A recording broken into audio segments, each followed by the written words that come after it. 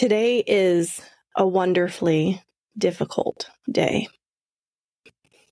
If you're watching this, you may notice that I look like I've been crying, and it's because I have. The tears are difficult to explain, whether they're happy or sad. I feel like it's mostly sad. A lot of just raw emotion right now. But when I tell you the reason, it's not a negative reason. Nobody has transitioned into non-physical. It's not like anything really bad has happened. But today is a bittersweet day for me. And I'm just sitting here in raw emotion right now because I just put my baby, my youngest, my last baby, on the school bus to go to kindergarten. And there's been a lot leading up to this. We've been talking about it. There's been a lot of emotions. And now the day is here. And I'm just going to sit with it. And I'm going to do a lot of processing of my emotions today. And I decided to share it with you, since this is something that so many people can relate to. So welcome to the episode on my youngest leaving for kindergarten. I'm Dr. Williams, and this is my podcast. I have 2 graduate degrees in psychology, am a licensed mental health counselor, and an expert in the area of spirituality. I am devoted to living my best life and am sharing it with all of you. I'm bringing my expertise, education, and life experiences to you through this podcast. Everyone deserves to enjoy life, and that is what I'm here to talk about. Depression, anxiety, grief, you name it, we all go through it at one time or another. I believe there's a better way to come at these things than mainstream mental health care offers, and I'm here to offer you my perspective and dig into discovering how you can feel good no matter what life throws at you. It is my intention to contribute goodness to this world, and the content herein is how I do that. But one disclaimer before we dive in. Should you decide to apply the information offered here, be prepared for improvements in your life. You may even live happily ever after, and you'll only have yourself to thank. This is Feel Good Now, the Dr. Williams podcast.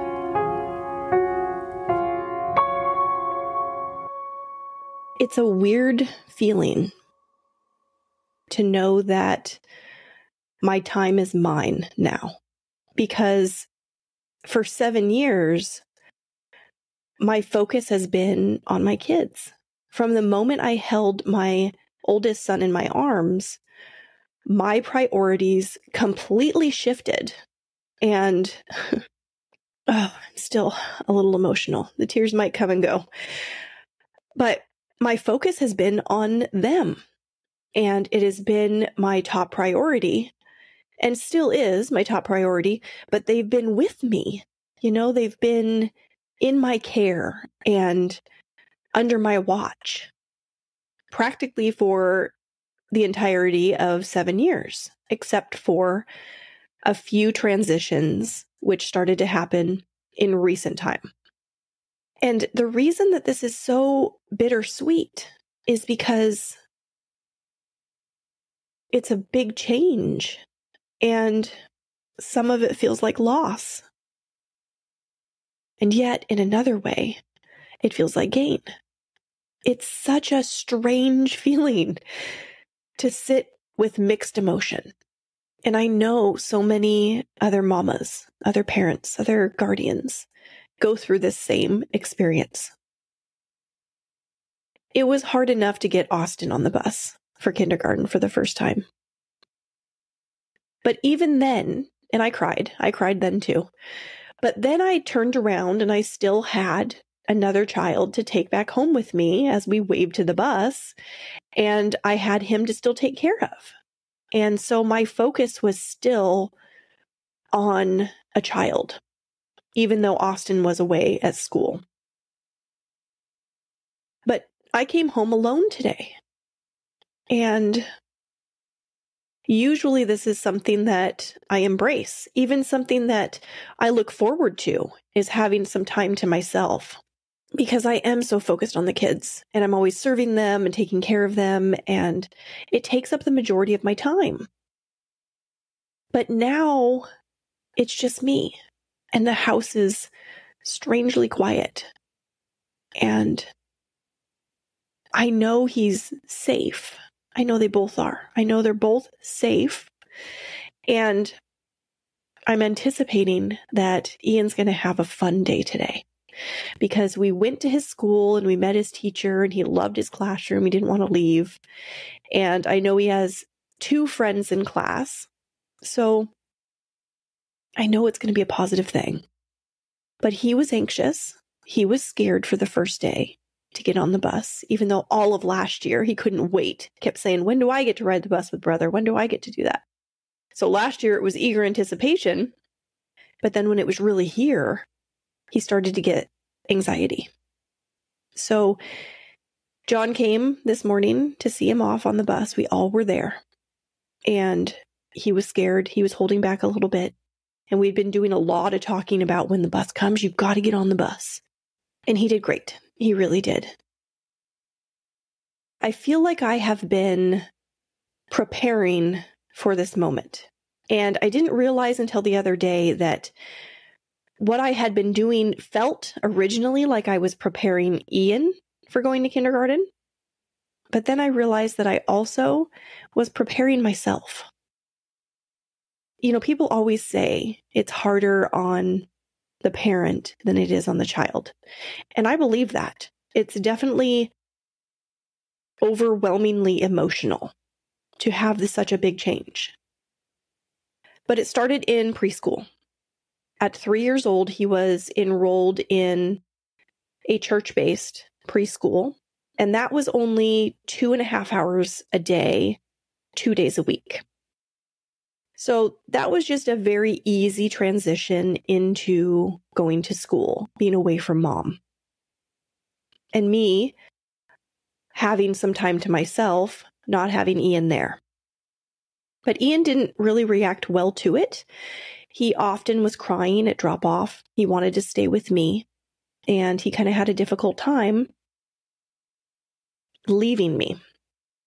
So then year 2 comes, and I have him enrolled at the same preschool, but I'm thinking I'd really like him to be going more frequently, because I really want to get him used to having more time at school so that when he is ready to go to kindergarten, it's not such a slam to be going for 6 hours a day, 5 days a week.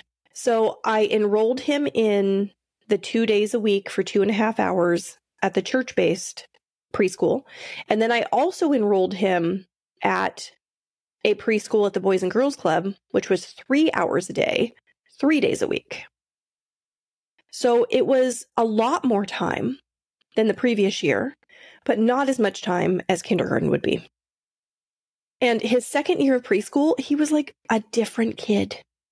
He completely embraced it. He looked forward to going. He had a blast. All the kids in class loved him. At the church-based school, he was the only boy, and all the girls just adored him. He loved playing with them, and the bonds were very strong. And at the Boys and Girls Club, he had boys and girls in class with him. The teachers were great. The curriculum was impressive. He learned so much. He excelled academically and socially. So it was all I could have asked for. And that's when he started to anticipate riding the bus with brother and going to all-day school. And it seemed like he was looking forward to it. So then comes summertime, this last summer, leading up to starting kindergarten in the fall. And I have the podcast going at this point, and I had been using the time that he was in preschool to work on the podcast. Those were my work hours. So I wanted to continue that, to have some work hours, because I wanted to continue working on the podcast.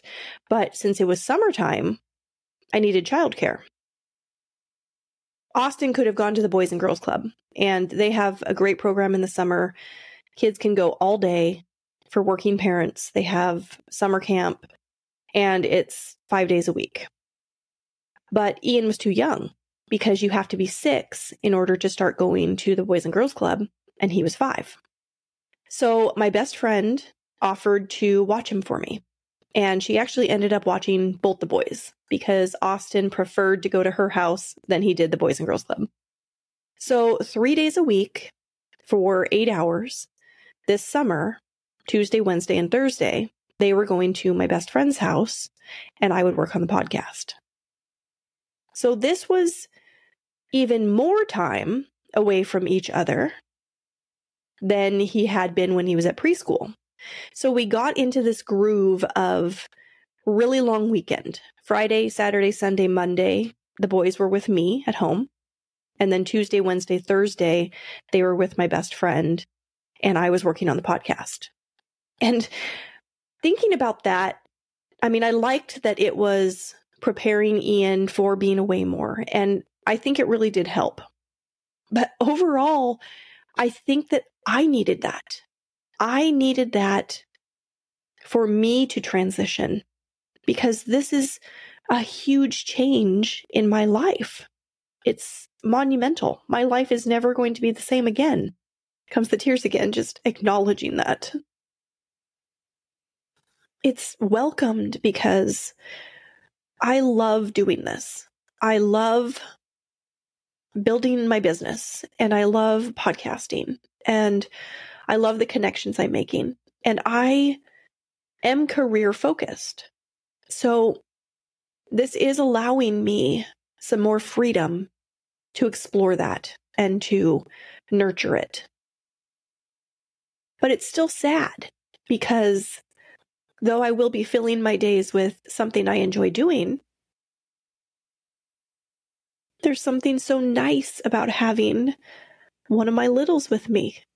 I get more hugs and kisses and snuggles and quality time and playtime and just mindfulness of being in the moment and being there with my little boy. And that's the part that feels like loss.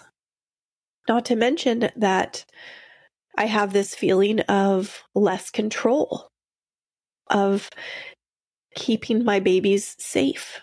Because when they're with me, I feel more secure. I feel like if something happens, I can intervene. And I'm having to relinquish that and go on faith. And it's a good thing. And it's something that I think is a positive transition. Because I got to tell you, thoughts of keeping him home a year, they were running through my mind. Especially because he was having anxiety too. And it would have been an easy thing to do to just say, well, we could just put it off for a year. But I don't want to promote dependency. And I don't want to give in to codependency. It's such a fine line and something that could be easily adopted because this love is strong and this desire to take care, to be there, to be with my littles and nurture them and care for them is so strong. And that's why it's hard. It's hard to let it go, to let them go. This is similar to empty nesting, at least when I think about how my mom describes it.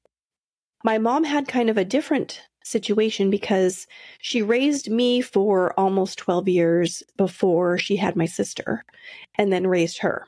So it was almost like raising a child and then raising another one completely separately.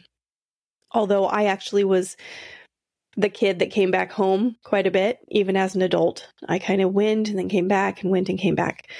But when she finally had the empty nest and my sister moved out, it was sad. And she explained that she didn't really know what to do with herself. And I understand that. because you're so focused on what your kids have going on that when they are out on their own, even just like being at school, like right now, it's almost like, okay, where's my focus now? And yes, I have things that I could do. I could work. I could record, which is what I'm doing right now.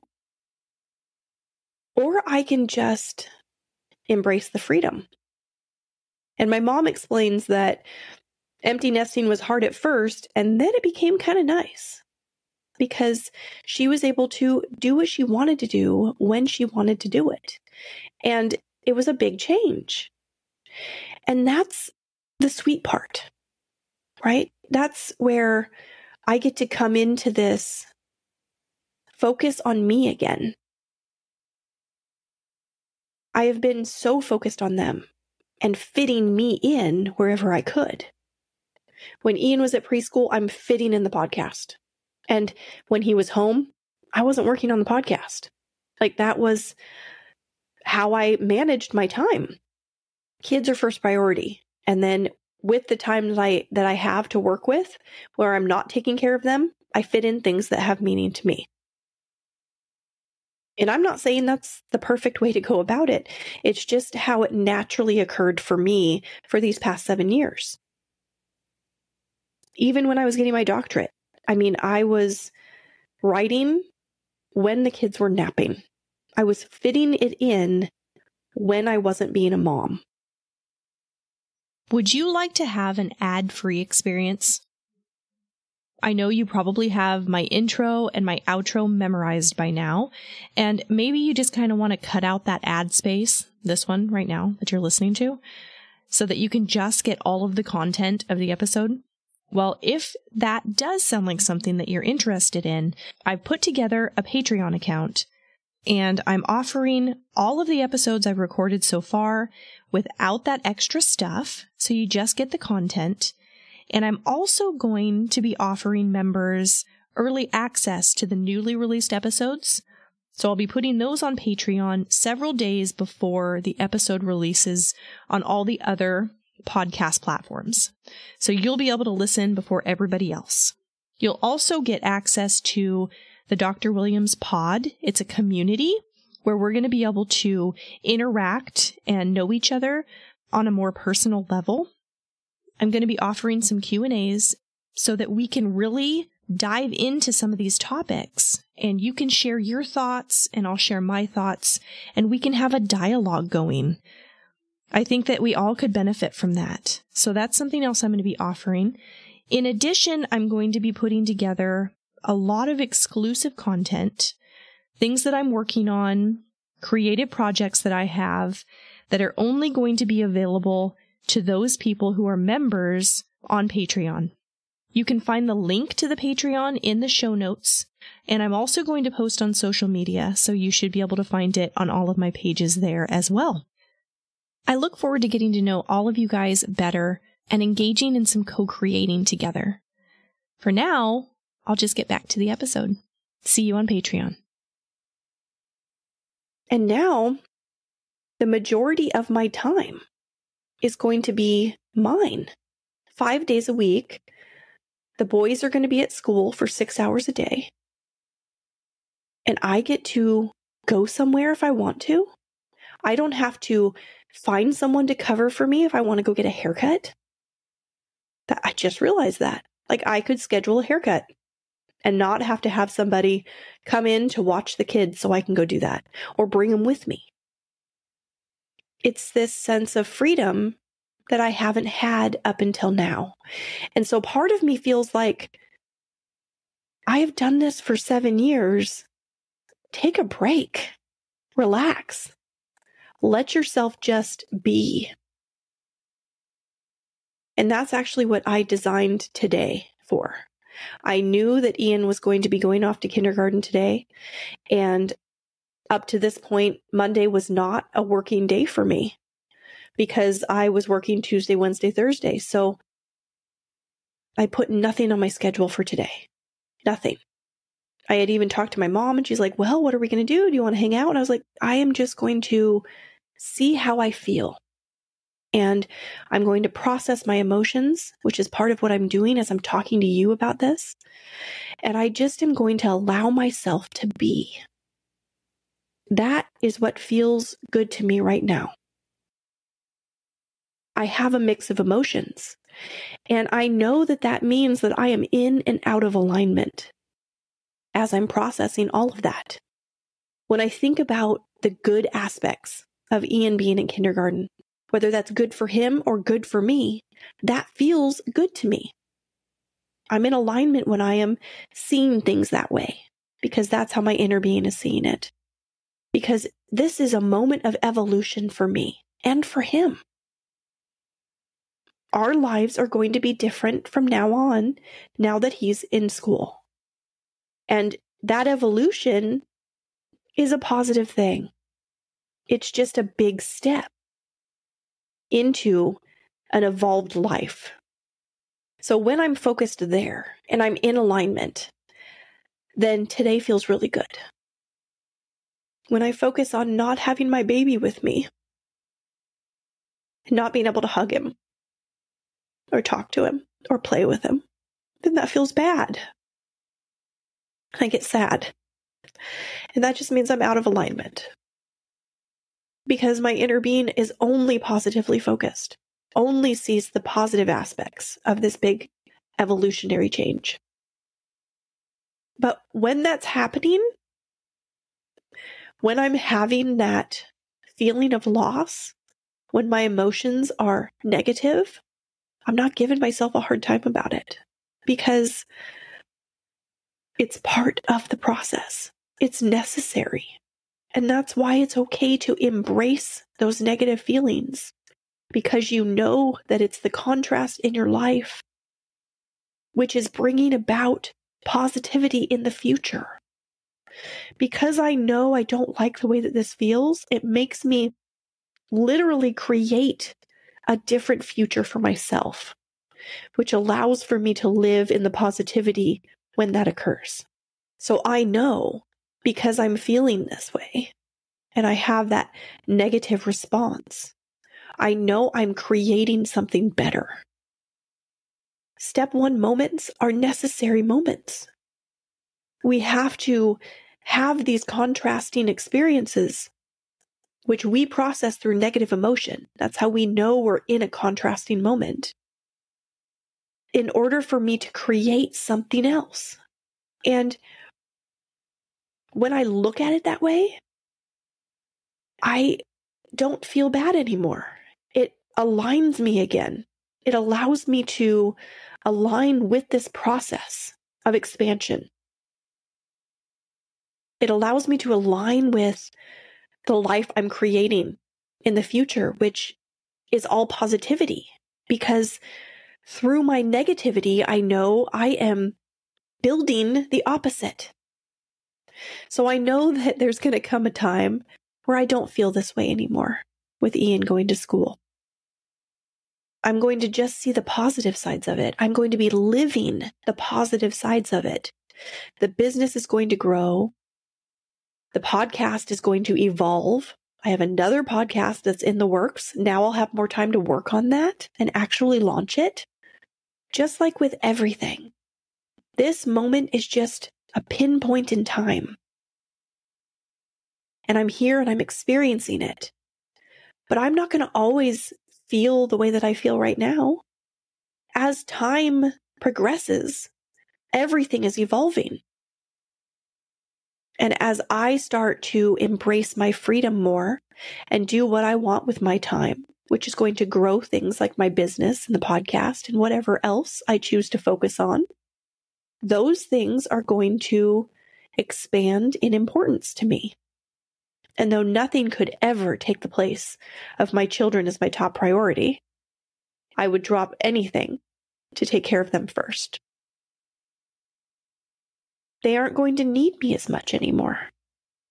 There's going to be an evolution for them and their lives and their time. And that's the beauty of it, because we're doing it together in my life and in their life, side by side. As we both evolve individually, our interactions are evolving also. And their interests are going to grow, and their focus is going to change, and they're going to get more focused on what is important to them in their lives. And I am not going to be the center of their world as much anymore. And that's the feeling of loss, because I've had that for 7 years. And now it's changing. I knew that by doing this recording right now, I was going to be in and out of emotion. And I'm not the kind of person that can hold it back. So I knew that I was going to have tears, and I knew my voice would sound weird and my nose is stuffed up. But when I started this podcast, a big part of me wanted to be transparent, to allow you into my authenticity and share myself in a wholesome kind of way with the world. And this is one of those moments where I am just thick in the moment in my life and feeling my way through it. And I really am teeter-tottering through the positive and the negative. It's all over the place right now. And see, here comes, I just got that feeling of positivity again, because I realize that it's all really a good thing. There's really no negativity in any of it. It's all good stuff. I probably would have been more of a mess if I had been going through this experience without knowing what I know and knowing what this is producing. It really, really helps me to feel better and to be able to come into those good feelings more than I would have before. And I appreciate that. And it means so much to me. And I think that's why I'm sharing it. That's why I'm being raw with you guys right now. Because I know that listening to me talk about being positive when you're not feeling positive can be super annoying.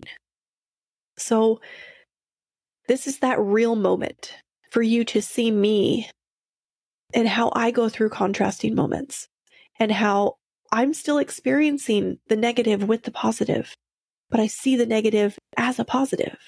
And it's really this swirling kind of experience for me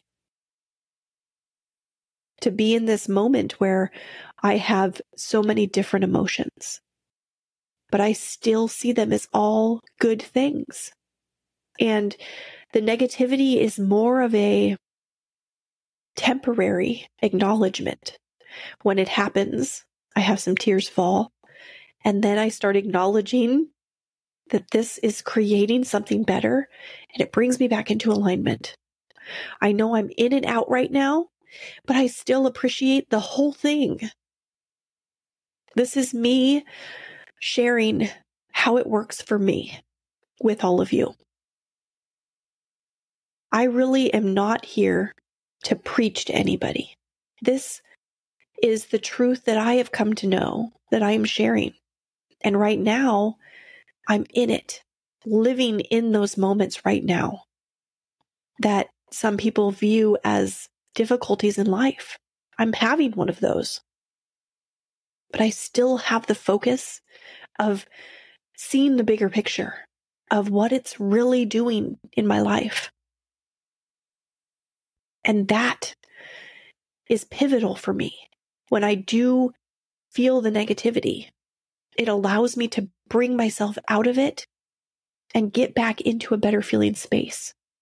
And that's how I can feel good right now, even though I'm in the presence of something that doesn't really feel that good. So that's why I started this episode by saying that today is a wonderfully difficult day. This is a bittersweet moment in my life. Even though the bitter is present, it's really not. It's really a sweet, sweet moment in my life. I can appreciate all of the emotions I'm going through, and I wouldn't change any of it. I want to feel it all. I want to experience it all. I've worked for this moment for 7 years, and I'm going to live it to the fullest. I'm going to feel all of it. And tomorrow, I might do it all again. But it'll probably be a little bit less negative and a little bit more positive. Because that's the natural evolution of how it goes. I can't believe my baby's in kindergarten. That time really did fly by. But I can tell you one thing. I can't wait to get him off the bus today and hear about all of the great, wonderful experiences that he had. And when I'm sitting there experiencing his joy, I will mirror that joy because I know that this moment is all for good because everything's working out for me and for him and for all of us. That concludes this episode, but if you don't want to wait for the next episode to come out, I have more for you at drwilliamspodcast.com. You can learn more about me and my journey to podcasting, find all the ways to connect with me on social media, and there's a button to subscribe so you're the first to know what's new and upcoming. You also can shoot me an email at hello@drwilliamspodcast.com. You are so special to me, and your support does not go unnoticed. I want to support you too. This podcast is my outlet for growth because when you teach something, you hold yourself accountable and apply the information in life. But the inspiration for these episodes comes in a variety of ways, and one of those is through you. I want you to feel like this is your show too. So send me a message and let me know which episode is your favorite and why. And tell me if there's a topic you'd want to hear me talk about. Your feedback applies to so many people, and your suggestion could change someone's life for the better. The best way to do this is by subscribing to the show and leaving a review through your favorite podcast platform. I really listen to you guys, and this dialogue feeds my soul. You say that you're a fan of me, but truth be told, I am a fan of yours. Everything is working out for each of us, and we're all in this together.